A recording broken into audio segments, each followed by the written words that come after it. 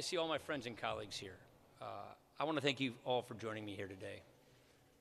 I want to thank our Librarian of Congress, Dr. Hayden, for having us here in this beautiful hall. Thank you very much. I remember meeting your mom right here on this stage not too long ago. You know, anytime I come here, I can't help but think back to this pivotal time in my life. It was the summer of 2012. I was about to speak at a local Chamber of Commerce group when I got this phone call, right up there in the reading room, which is what many of us members of Congress go to. And the phone call was from Beth Myers from the Romney campaign.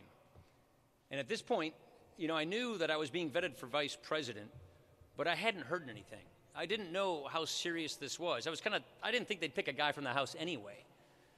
So Beth starts to walk me through how I would need to fly up to Boston incognito. She goes through all these logistics of what is about to occur, and it just starts occurring to me that my life, my family's life, is about to change dramatically. And that call was right outside that door there. We hang up, I go up to the reading room and give that speech, and then I realize I've got to go vote on the floor. It was the last votes before the August recess.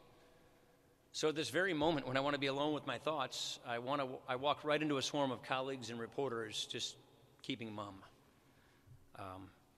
It's one of those inflection points you just remember at certain crossroads in your life. This building, that moment, it reminds me right now that your plan, your direction can change in an instant. I've had a number of improbable turns in my life. I don't know what's next. But before I go, I am grateful to have the chance to share a few thoughts and to say goodbye. I'm grateful to say goodbye to you, to this job, and to this incredible institution we call the House of Representatives.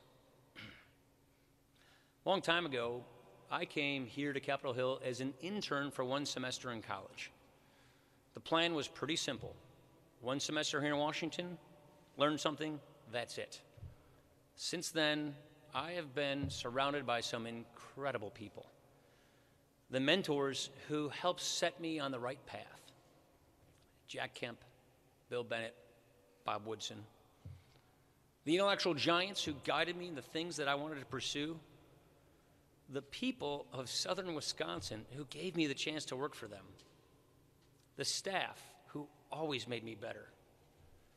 The president and the vice president for being my partners in government. The colleagues who became lifelong friends. And of course, my family. This whole thing started as a family affair. My mom, my brother Tobin, my sister-in-law, they ran my first campaign. My mom was my scheduler, and so no one would turn down your mom when she calls to ask you to go speak to their group. It was a great setup. But it ends with family too. I would not have been able to serve as speaker were it not for the sacrifices that Jana, Liza, Charlie, and Sam made. Being a husband and a dad is everything to me. So we have come a long way together in this improbable journey. So from the bottom of my heart, thank you all. Thank you.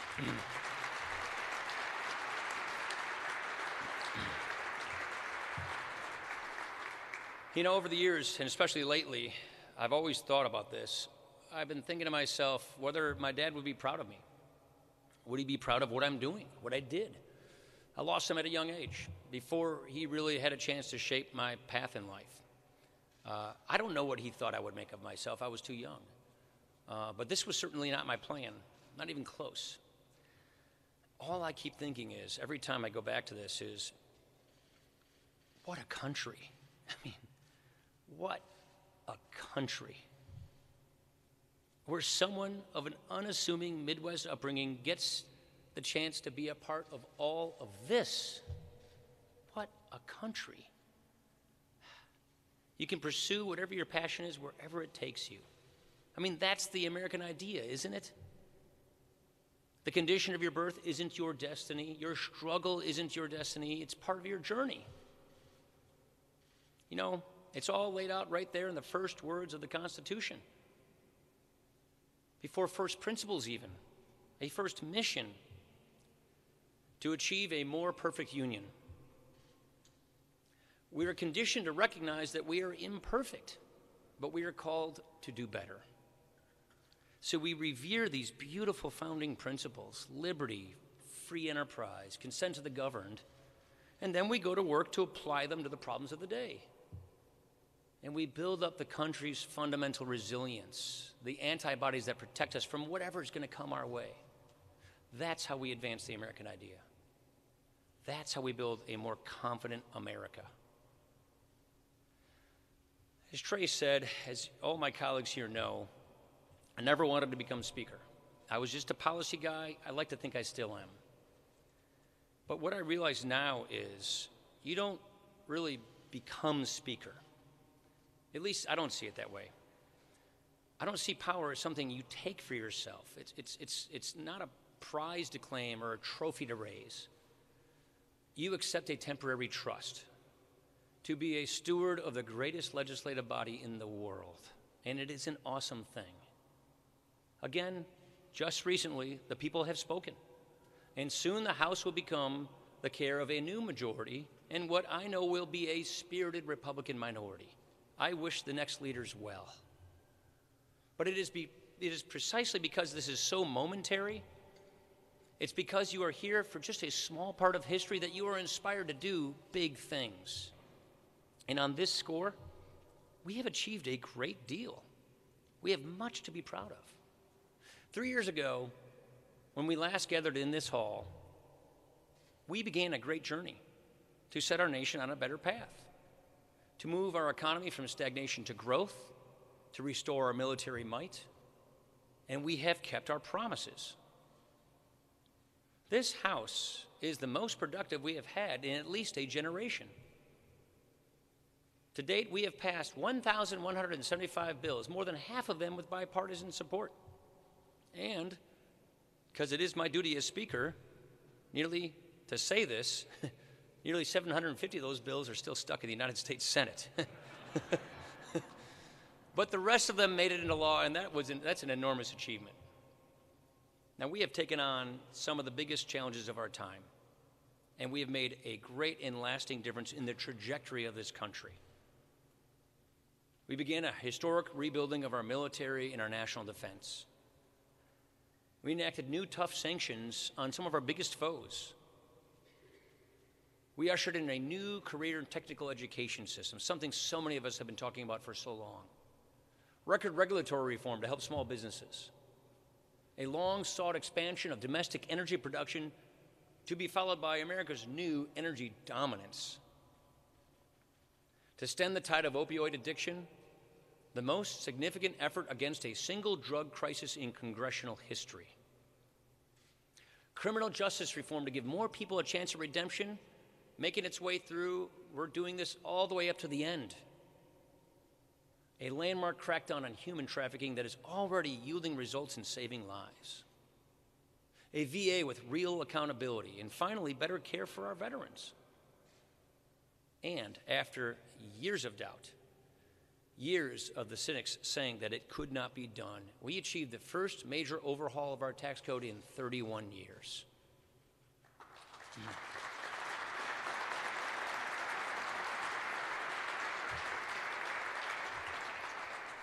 Think about it, because I know I have a lot. I see Kevin back there. He's thought about this a lot. We went from the worst tax code in the industrialized world to one of the most competitive. This is something I worked on literally my entire adult life. And it's something that will help improve the lives of people for a long time to come. It's one of those sort of elusive generational reforms. It's why we do this. Now, certainly, one Congress cannot solve all that ails us. Not every outcome has been perfect. But that's our great system at work. And I'm darn proud of what we've achieved together to make this a stronger and a more prosperous country. You know, my mentor, Jack Kemp, he once said that the central task of any political party is to offer people superior ideas of government. I see it as even more than a task or an obligation. I see it as a labor of love. Yes, you can make a career out of criticism. You can deal from that deck all day long. Many people do, and I certainly don't begrudge them that. It seems like an easy living. But well done is always, always a better pursuit than well said, isn't it? In this business, you catch slings and arrows. It is a price that I have been happy to pay, because nothing is as fulfilling as pursuing an idea that will truly make a difference in people's lives and seeing it through from start to finish. To me, that is the ultimate proving ground of politics. It is the great manifestation of this experiment in self-government. And I got to tell you, the more you get into it, when you choose to truly engage in the process rather than merely endure it, the more you come to see that even our most complex problems are solvable. I gotta say, I leave here as convinced I was at the start that we face no challenge that can be overcome by putting pen to paper on good, sound policy, by addressing head-on the problems of the day. The state of politics, though, is another question. And frankly, that's one I don't have an answer for. You know, we have a good sense of what our politics should look like. A great clash of ideas, a civil, passionate discourse through which we debate and resolve our differences. A system of government, our system doesn't just allow for that, our system depends on that. One side may win, one side may lose. We dust ourselves off, and then we start anew, knowing that each one fought in pursuit of their honest ideals. But today, too often, genuine disagreement quickly gives way to intense distrust. We spend far more time trying to convict one another than we do trying to develop our own convictions. Being against someone has more currency than being for anything. And each of us has found ourselves operating on the wrong side of this equation from time to time. And all of this gets amplified by technology, with an incentive structure that preys on people's fears and algorithms that play on anger. Outrage has become a brand. And as with anything that gets marketed, it gets scaled up. It becomes more industrialized, more cold, more unfeeling. And that's the thing. For all the noise, there is actually less passion, less energy. We sort of default to lazy litmus tests and shop-worn denunciations. It's just emotional pablum fed through a trough of outrage. It's exhausting. It saps meaning from our politics. And it discourages good people from pursuing public service. I mean, the symptoms of it are in our face all the time. And we have to recognize that its roots run deep, deep into our culture, deep into our society today. And all of this pulls on the threads of our common humanity in what could be our unraveling. But nothing says it has to be this way. We all struggle. We are all fighting some battle in our lives. So why do we insist on fighting one another so bitterly? This kind of politics starts from a place of outrage and then seeks to tear us down from there.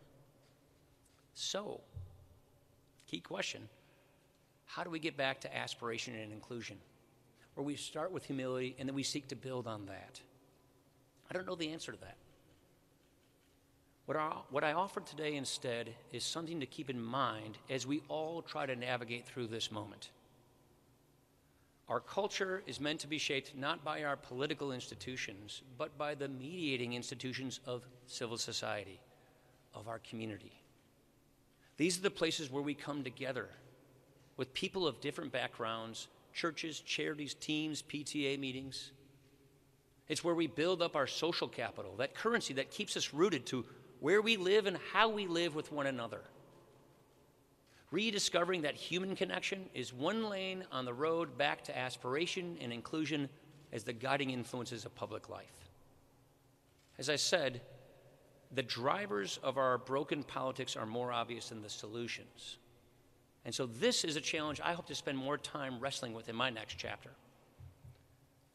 I say, as I look ahead to the future, this much I know.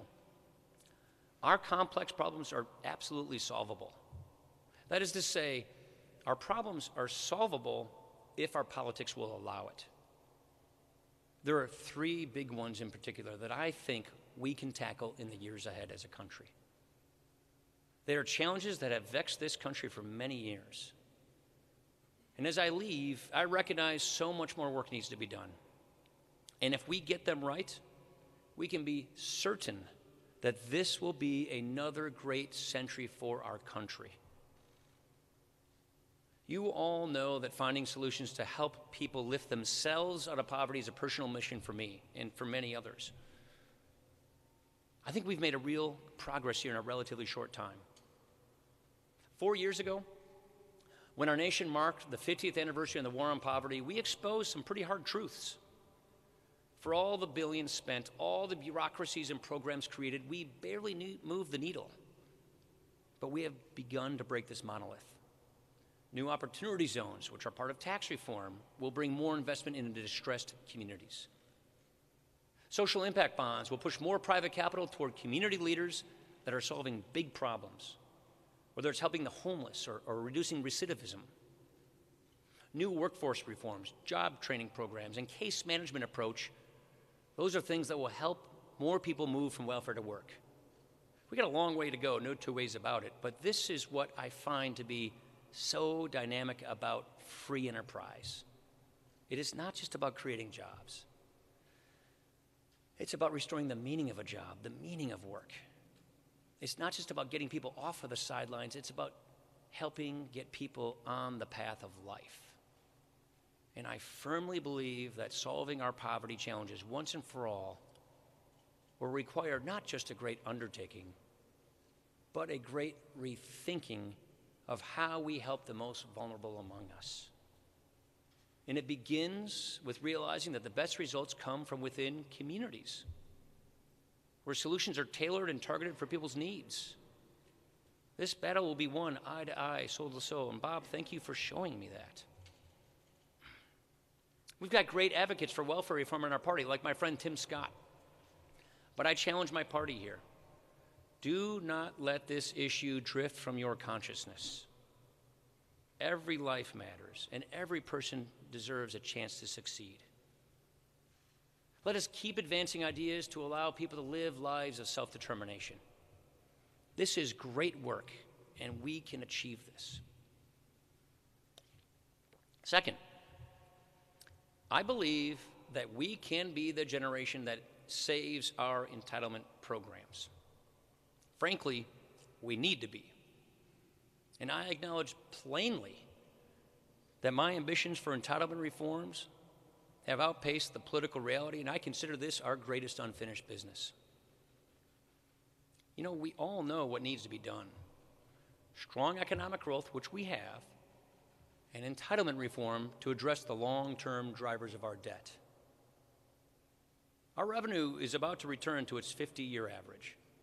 What continues to plague us is a mandatory spending system that is deeply out of balance and unsustainable.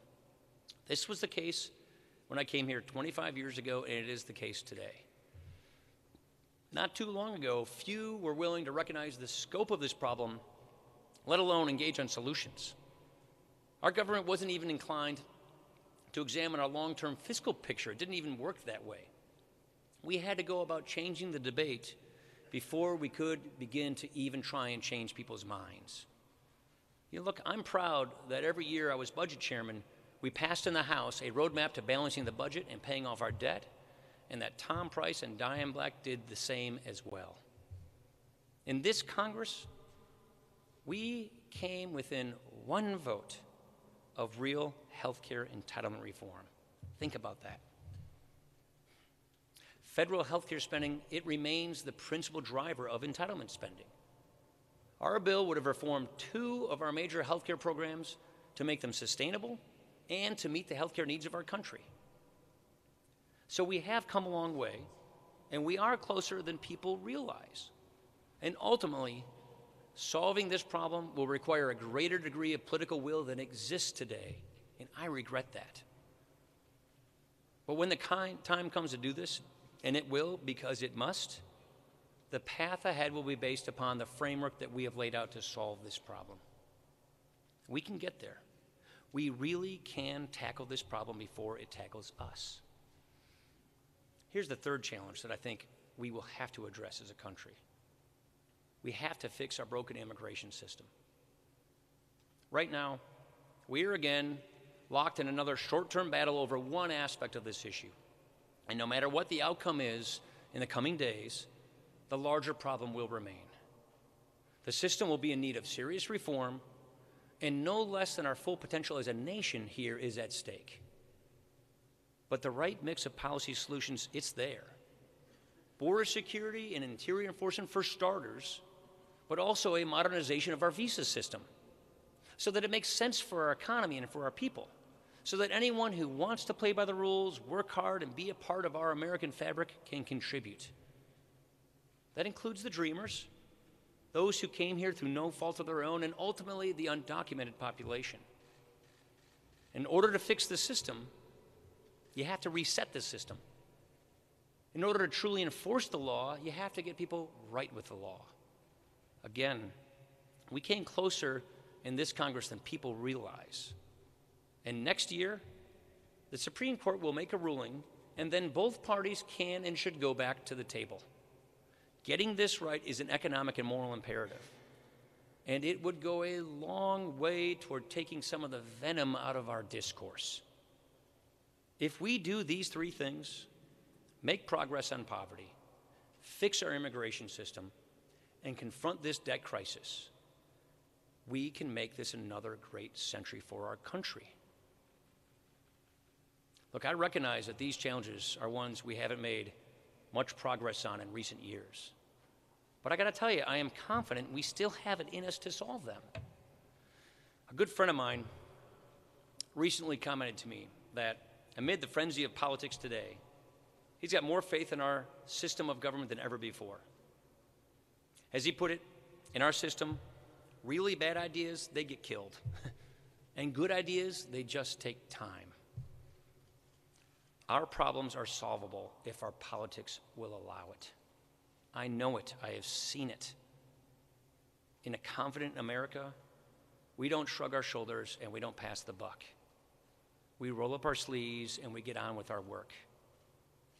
A confident America leads the world too. Not with bluster, but with steady, principled action. Remember, history really does have a way of repeating itself. The democratic capitalist model again faces a generation-defining moment and test. Much of our day-to-day attention is focused on threats from illiberal regimes and radical Islamic extremism, as it should be. That said, I strongly urge leaders in both parties to devote more time and energy to the direct challenge that China poses to the West.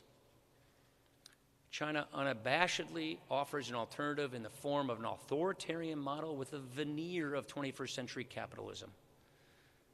And the sense I get from when I've been traveling overseas as speaker is that our allies wonder whether we're really still in the game here or not. When we show that our way of doing things still has juice, that we can do the most good for the most people, liberty gains ground. When we get complacent, we risk seeing more countries go in the direction of the autocrats. A confident America, it stands up to its challengers by committing to the pillars of international relations, by leading. In addition to rebuilding our military and giving our intelligence community the tools it needs, this Congress has worked to strengthen our security cooperation with our allies, particularly through NATO and the Indo-Pacific region. And good security cooperation, it goes hand in hand with strong economic ties. That's why we need to continue to pursue good free trade agreements that open up new markets to American-made products. There's a lot of effort on this front. It needs to continue. We don't want our competitors writing the rules of the road and shutting us out. And a confident America exercises clear moral leadership. We need to continue to work together to promote things like Global Health Initiative, fight human trafficking, and be a voice for the voiceless. Our economy is strong. Our military might is second to none. and clear American leadership in the world makes the most of both of those things. So for each of the challenges that I have discussed here today, there are people of goodwill in both parties who are ready and willing to take action. Everyone does not need to agree on everything, and everyone doesn't need to disagree on everything either. All you need is enough people of good faith willing to take up an idea. That's a good start. So what comes next? Well, we're going to have a lot of new faces around Congress next year. You know, I hear a lot of good things about this new fresh-faced guy from Utah. So here's my advice to members new and members old. This place is full of wonders and opportunity, but do your best to stay grounded. The way I think of it is either you change things or things change you. So you have to keep your sense of self. You got to work hard around here at staying who you are. Insist on it. It's what I've been praying about literally every morning since I first came here, to keep my sense of self. I knew when I took this job, I knew when I became Speaker, I would become a polarizing figure. It just comes with the territory. But the one thing I leave most proud of is that I like to think I am the same person now that I was when I arrived. Still, never forget that excitement that brought you here. Remember how awestruck you felt the first time you stepped on the House floor. Keep that feeling, especially when the so-called experts tell you need to tack this way or tack that way. Hone your abilities to advance ideas. Sit down with people who know more about something than you do. Listen, keep at it, invest in the process. You're going to hit roadblocks, that's okay. Give yourself some grace. But timing is everything. So you have to get it right. You have to be prepared. You may not get too many shots at it, so you have to be ready when the moment for action demands action. And focus on good relationships with your colleagues. Get to know people on the other side of the aisle. Get to know the human side of serving with people. Build personal relationships so that it's not just transactions. You want real relationships. Having real relationships, that will help you overcome pitfalls and build trust. I see a lot of real relationships right here in front of me. And most of all, when you give your word, you have to keep your word. It's really important. Give your word only, though, if you can keep it. And keep a balanced temperament, a sense of gratitude. Which brings me to this. To everything there is a season, and for me, this season of service is coming to a close. I have had the chance to do something that I love so much for so long, to do my small part to advance the American idea. And I leave as I came here, an optimist to the core. I wouldn't have it any other way. Nothing is impossible if you are willing to go out and fight for it. If nothing else, I simply ask you to remember one thing. We are each part of a larger story, a greater cause. And what we have here is a miracle. It really is. And this miracle has made us the most free and the most prosperous nation on earth ever. Cherish that. Marvel at that. Always dream big. Always raise your gaze. For just as remarkable as what we have achieved is what we have the capacity to do still. So here's to the people. Here's to the people's house. Here's to possibilities. Thank you for everything. God bless America.